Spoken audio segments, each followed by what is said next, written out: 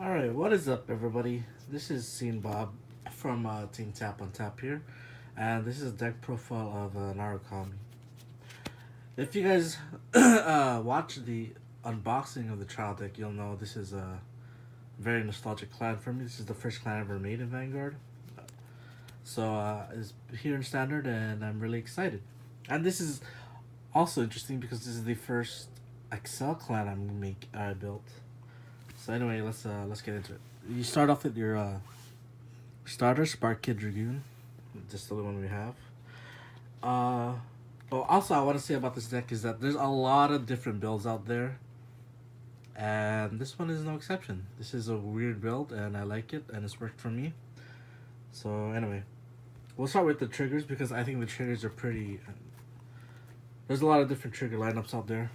Um, we run Rainbow basically. 4, 4, and 4. There's a lot of Narukamis out there who like to run, like all fronts or like fronts and mixed with draws and basically no crits. I think the crits are necessary in this deck for pressuring. I mean, this deck is really good at pressuring, but the crit is like really important in this deck because it helps finish games easily.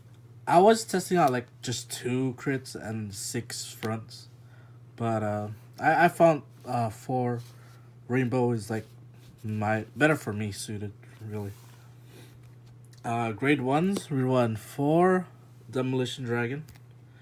His skill is on rear guard continuous effect. If your opponent has 1 or less rear guards in the front row, he gains 3k. It's pretty good. And on Vanguard, if it hits, draw a card. So if you're going second, this guy puts a lot of pressure on turn 1 or first ride. 4 Rising Phoenix. This is the really like one of the best cards in the deck. In the drop zone, if you bind something, you can call it to a rear guard circle and gains 3k. You really like want to abuse this. Like even if you have 1, you can and you bind it 1 on your turn. Just call it. It's like really good. We run 3 Lizard Soldier Riki. His skill is Soul Blast 1. Move your both columns in your opponent's rear guard. He's good. Gets rid of those back rows and like really messes up some whatever. And the one of the run is Lightning of Hope Helena and Dragon Dancer Regina. Helena is the soul counter charger. You only need 1. You don't really counter charge that much. Maybe you only counter charge once a game, but that one time is like really good. Regina is if your opponent has 1 or less rear guards in the front row, you can put her to the soul and give 3 units 5k. The extra 5k power is good. The refueling of the soul is good. You only need 1, I think. These are good one-ofs. Really good tech, in my opinion. And that's all the grade 1s. Grade 2s, 4 Recklessness Dragons. One of the main ways you bind in this deck, he is the counter blast 1, and then you bind something in the front row, and also if it attacks and your opponent has 1 or less rear guard in the front row, he gains 3k when it attacks the Vanguard. So that's really good.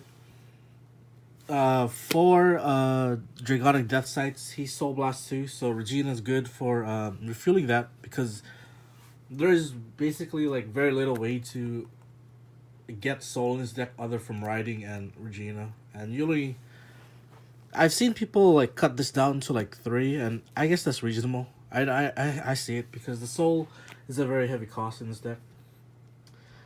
And more tech, I run 2 Rampant Thundering Wyvern and 1 Thunderstorm Dragoon.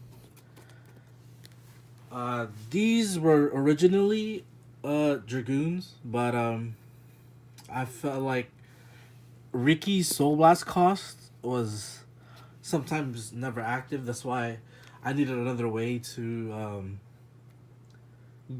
put back row rear guards to the front row so I could bind them, you know. And he works well because he's free. He's basically a free key.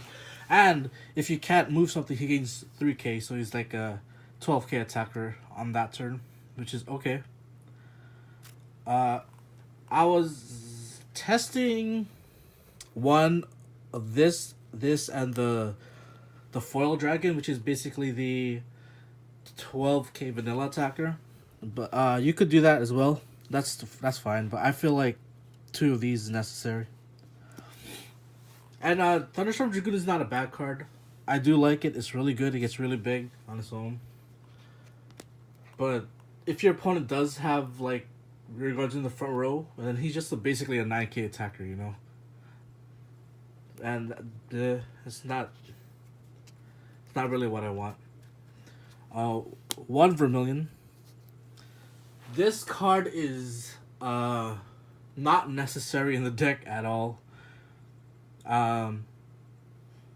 He's only good for like matchups that can spam the field, mostly Excel, basically, and sometimes like Neo Nectar stuff like that.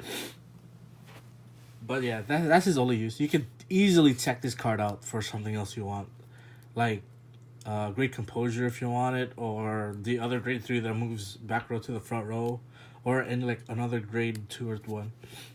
But yeah, he's totally unnecessary. But it's like a meta call. If your locals has like if the tournament you're going to you think has a lot of XLs, then you bring him along.